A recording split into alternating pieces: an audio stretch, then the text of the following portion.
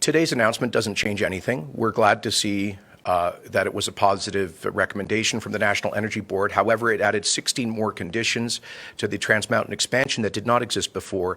What we do not need is the NDP giving us yet another one of their victory dances and their spiking of the football. They've done that every step of the way as we've gotten further and further from the completion of a coastal pipeline. The NDP has made the mistake of looking at this as a tactical issue rather than looking at it strategically. We are still a long way from getting completion of a coastal pipeline, but here's the real issue.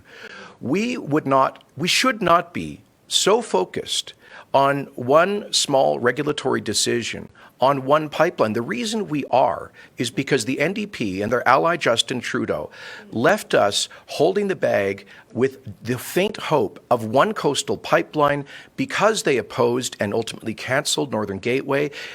Federal Liberals killed Energy East. The NDP opposed Keystone XL and joined Justin Trudeau in surrendering to Barack Obama's veto of it.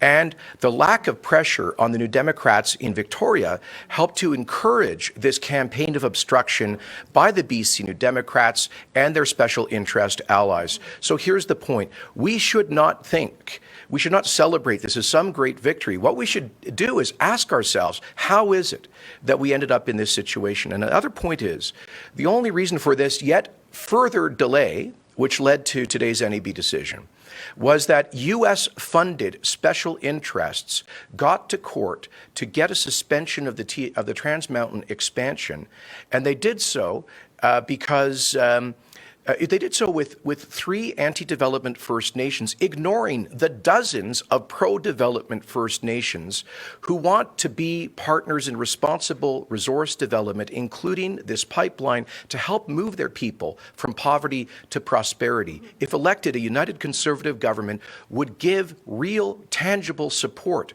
to the majority of what are pro-development First Nations, so they can get at least an equal say in the court and in the debate over our resources. What do you think Premier Notley should do now to get the federal government to actually make things happen quickly? What would you do if you were in her situation now, having received this report? Well, what we would do is launch our fight back strategy to make it clear to our partners in the Federation that there will be real consequences if Alberta's resources are blocked.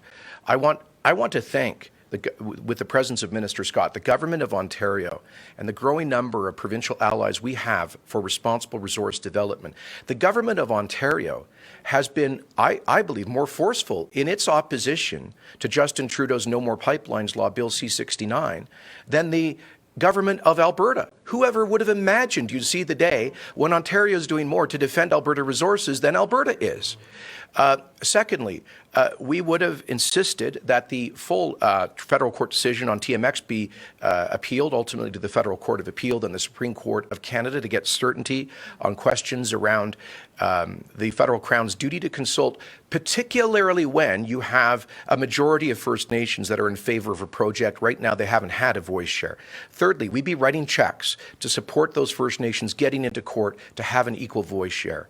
As you know, we would be putting the foreign-funded special interests who are funding this litigation on the defensive. We would be challenging where we believe they are violating charities law. We would be challenging that in the federal court, we will launch a provincial legislature inquiry into the foreign sources of funds behind this campaign. But ultimately, if the federal government will not guarantee us the timely completion of a coastal pipeline, as you know, we are prepared to put into play the equalization section of the Constitution through a referendum here in Alberta. We Albertans are generous, but we are also fair-minded. And if some parts of the country want to benefit from our resource wealth, then there has to be a new deal for Alberta where they do not obstruct the development of that resource wealth. Can you explain how that would work? Because some people Don't know exactly how that would work. There'd be a referendum, Albertans would say yes, and then what would happen? It would be to trigger, and this is our last resort, not our first resort, but it would be to trigger the Supreme Court of Canada's 1998 Quebec secession reference, which says if a province holds a referendum on a constitutional amendment with a clear question, and if a clear majority of the provincial population votes in favor of that, it would then impose a binding obligation on the federal government to have good faith negotiations on that prospective amendment. That is the settled jurisprudence of the Supreme Court of the land, and it has not yet been used, but we would be prepared to use that. Not that we are opposed to equalization or sharing our wealth with other parts of the country, but we are simply opposed to other governments benefiting from that wealth while trying to obstruct its development. And I just got the release from Minister Sohi. So he says, moving forward, the Governor and Council will make a decision on TMX once we are satisfied the Crown has adequately fulfilled its duty to consult. We are hopeful the work we are doing will put us in a strong position to make a decision within the NEB's legislated timeframe, which I think is 90 days. Well, we just heard speculation from Ottawa that the federal cabinet is looking at further delaying their initial timeline. Yet again, let us not forget, our premier told us this pipeline would be in the ground by the end of last year. That was the NDP's original projection. The closer we get to Trans Mountain completion, according to the NDP, the further away from it we actually get. And they have no strategy to deal with the constant legal harassment. Here's the point. This decision is no decision is the final word, because the foreign-funded special interests who are determined to landlock Canadian energy will not relent until they face equal or stronger opposition from the government of Alberta. And so there will be this NEB decision may go forward, but I guarantee you the U.S.-funded special interests will be back in a court tomorrow or next month seeking another decision, seeking a review of today's NEB decision.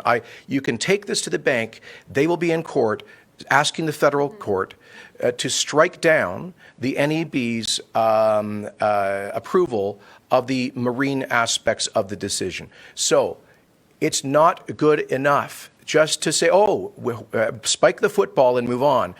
We need to fight the foreign-funded special interests who are fueling the campaign of delay and obstruction. What do you think the chances are of the federal government approving this project in 90 days or less? Well, I would say they are about as good as Prime Minister Trudeau respecting his former Attorney General. That is to say, slim to none. I haven't been asked this, but I just wanted to add a point about, because I don't think this is getting adequate attention.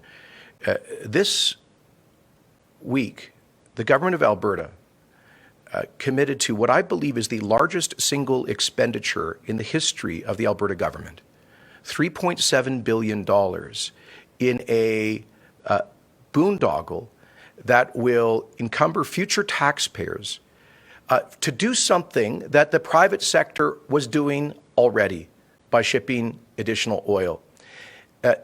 Nearly $4 billion. We could build 4 hospitals with that. We could build something like 180 new schools. We could cut the provincial deficit in half. This is the biggest. I helped to start the Alberta Taxpayers Association in 1991. And I've been following Alberta's fiscal policy very closely for nearly 3 decades. And this is, I believe, the biggest fiscal boondoggle in the history of the province of Alberta. And that is why yesterday I wrote to the chief executive officers of CP and CN indicating that a United Conservative government will use all of the tools at our disposal to cancel this $4 billion NDP boondoggle to protect future taxpayers. And we are not going to let this go as a 1 or 2 day issue. This is the, I believe, largest expenditure in the Alberta government history. It's been panned by experts in the energy industry, even by people in the rail industry, the NDP will be held to account for this reckless waste of hard-earned tax dollars as we head into this campaign. Thank you very much, everyone. All right, guys. Why don't we take a picture?